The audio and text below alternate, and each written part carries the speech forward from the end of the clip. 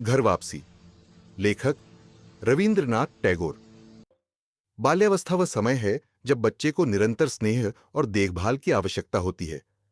14 वर्ष का एक लड़का दुनिया देखने और उड़ने की चाह रखता है, पर साथ ही उसे अपने आसपास के लोगों के स्नेह और ध्यान की भी उतनी ही जरूरत होती है।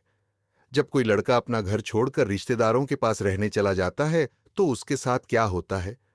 क्या उसका अपना घर ही उसके लिए सच्चा स्वर्ग है? यही प्रश्न इस कहानी में रविंद्रनाथ टैगोर ने उठाया है। फटिक चक्रवर्ती गांव के लड़कों में सरगना था। एक दिन उसके मन में एक नई शरारत का विचार आया।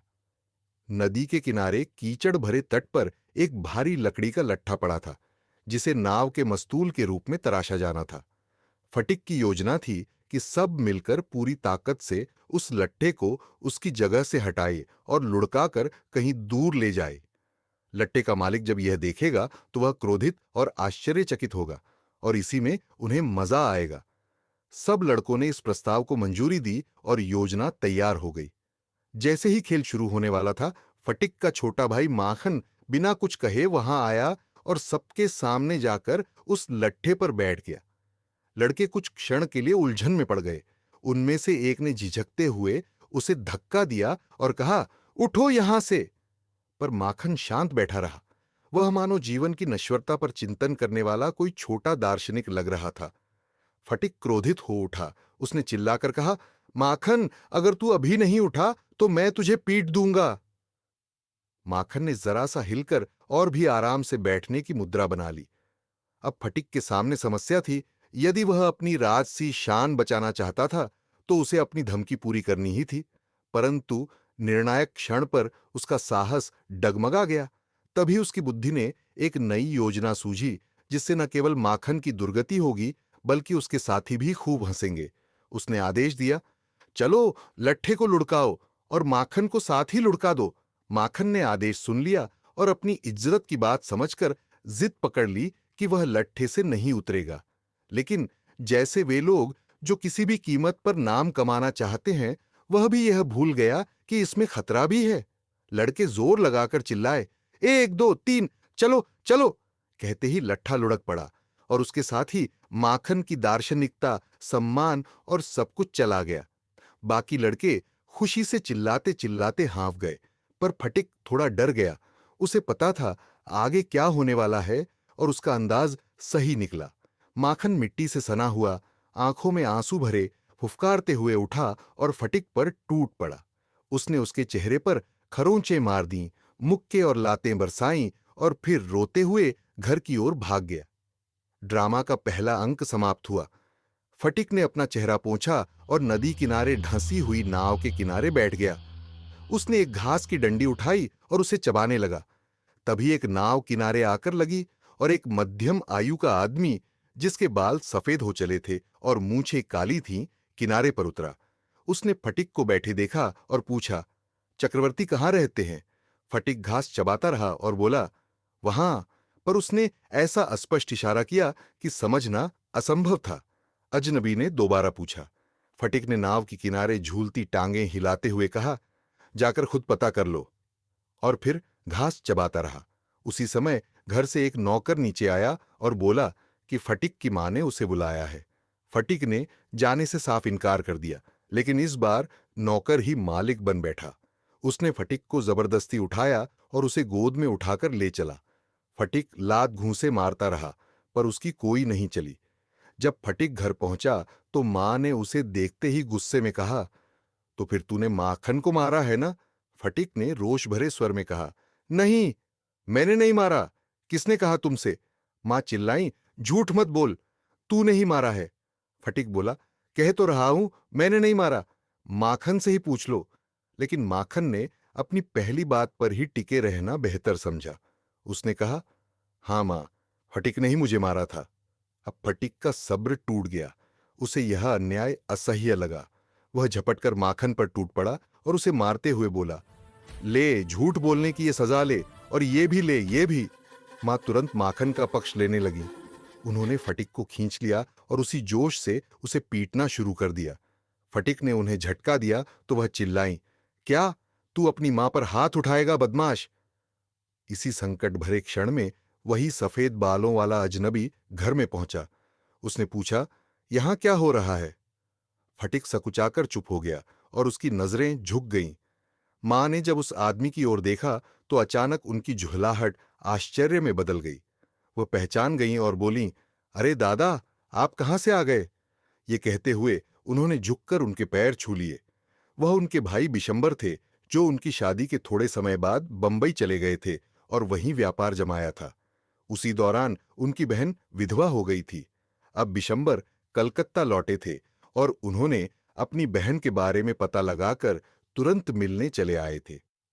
कुछ दिनों तक घर में खुशी का माहौल छा गया। बिशंबर ने पूछा, दोनों लड़के कैसे हैं?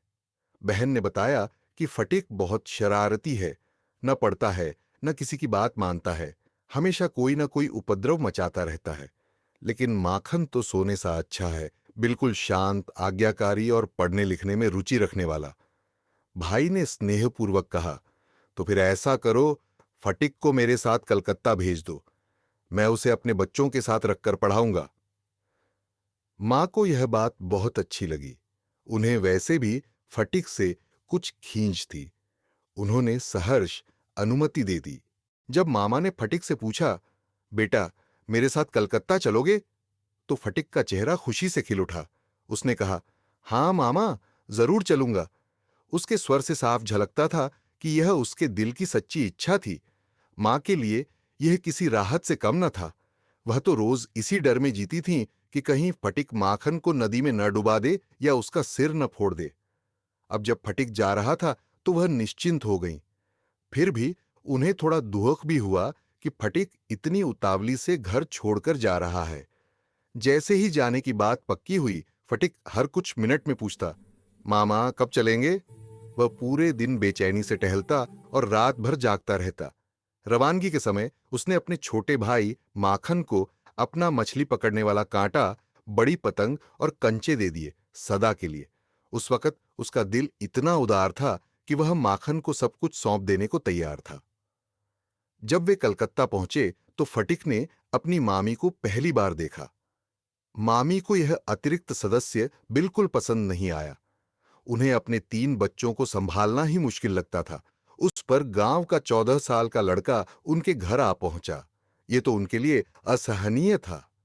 उन्होंने मन ही मन सोचा, बिशंबर को ऐसा करने से पहले 2 बार सोचना चाहिए था। वह वहां एक अनचाहा मेहमान था, जिसे मामी हर वक्त डांटती, तुच्छ समझती और अपमानित करती। कभी कभी जब वह उससे कोई काम कहती तो फटिक इतना प्रसन्न हो उठता कि उसकी खुशी उन्हें अतिशयोक्तिपूर्ण लगती। वे तुरंत कह देती, इतना मूर्ख मत बनो, जाकर पढ़ाई करो। स्कूल में भी फटिक सबसे पीछे रहने वाला छात्र था। जब शिक्षक उससे प्रश्न पूछते तो वह मुंह खोले खड़ा रह जाता। उसे कई बार पीटा गया, पर वह चुपचाप सहता रहा। जब बाकी लड़के खेलते तो वह खिड़की से बाहर झांकता और दूर की छतों पर खेलते बच्चों को देखता रहता। उन बच्चों को देखकर उसका दिल तड़प उठता। एक दिन उसने हिम्मत कर मामा से पूछा, मामा, मैं घर कब जाऊंगा? मामा ने कहा, छुट्टियों में। लेकिन छुट्टियां अक्टूबर में थीं और अभी बहुत समय बाकी था।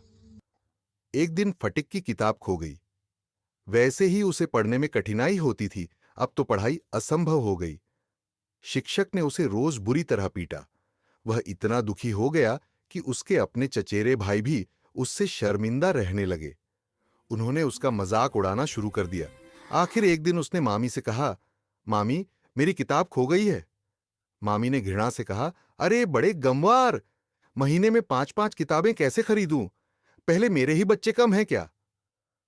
उस रात फटिक को स्कूल से लौटते समय सिर दर्द और सर्दी लग गई। उसे लगा कि उसे मलेरिया हो जाएगा। वह डरता था कि बीमार होकर वह मामी के लिए बोझ बन जाएगा। अगली सुबह फटिक कहीं नहीं मिला। हर तरफ खोज की गई, लेकिन कुछ पता नहीं चला। रात भर मूसलाधार बारिश होती रही और जो लोग उसे ढूंढने निकले वे भीग कर लौटे। आखिर बिशंबर ने पुलिस को खबर दी। शाम को पुलिस की गाड़ी दरवाजे पर रुकी। अब भी बारिश हो रही थी। गलियां पानी से भरी थीं। 2 सिपाही फटिक को उठाकर लाए।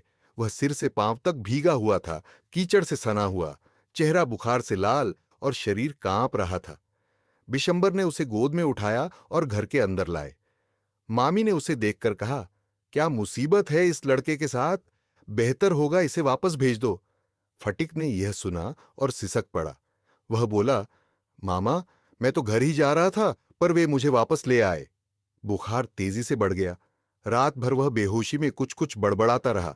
बिशंबर ने डॉक्टर बुलाया। जब फटिक ने आंखें खोलीं तो छत की ओर देखते हुए धीमे स्वर में पूछा, मामा, छुट्टियां नहीं आई क्या? बिशंबर की आंखों में आंसू आ गए। उन्होंने उसका जलता हुआ हाथ थामा और पूरी रात उसके पास बैठे रहे। फटिक बार बार बड़बड़ाने लगा। उसकी आवाज ऊंची होती गई। मां, मुझे मत मारो। मां, मैं सच कह रहा हूं। अगले दिन कुछ देर के लिए वह होश में आया। उसने चारों ओर देखा, जैसे किसी को ढूंढ रहा हो। फिर निराश होकर सिर तकिए पर रख दिया और दीवार की ओर मुंह फेर लिया। बिशंबर ने झुककर धीरे से कहा, फटिक, मैंने तेरी मां को बुला लिया है। दिन बीतता गया। डॉक्टर ने चिंतित स्वर में कहा कि लड़के की हालत बहुत गंभीर है। फटिक बड़बड़ाया, बायद मार्क, 3 फेदम, बायद मार्क, 4 फेदम। वह मानो किसी अनजानी गहराई को नाप रहा था, जीवन के उस अथाह सागर को जहां से वापसी नहीं होती। शाम को उसकी मां कमरे में तूफान की तरह घुसी। वह छाती पीट पीट कर रोने लगी। फटिक, मेरे लाल, मेरे प्यारे बेटे। फटिक ने कुछ क्षण के लिए हरकत बंद की। उसके हाथ स्थिर हो गए। धीरे से उसने कहा, मां। मां फिर रो पड़ी। फटिक, मेरे लाल, मेरे लाल। धीरे धीरे फटिक की आंखें घूमी, लेकिन अब वह किसी को पहचान नहीं पा रहा था। उसने बुदबुदाया, मां, छुट्टियां आ गईं। और फिर उसकी आंखें सदा के लिए बंद हो गईं। यह कहानी महान लेखक और नोबेल पुरस्कार विजेता श्री रविंद्रनाथ टैगोर द्वारा लिखी गई एक अमर रचना है। प्रस्तुत किया गया चैनल टैगोर स्मार्ट लर्निंग द्वारा, जो विद्यार्थियों के लिए अंग्रेजी साहित्य, व्याकरण और शिक्षाप्रद सामग्री को सरल और रोचक ढंग से प्रस्तुत करने के लिए समर्पित है। सीखना है तो समझकर सीखो,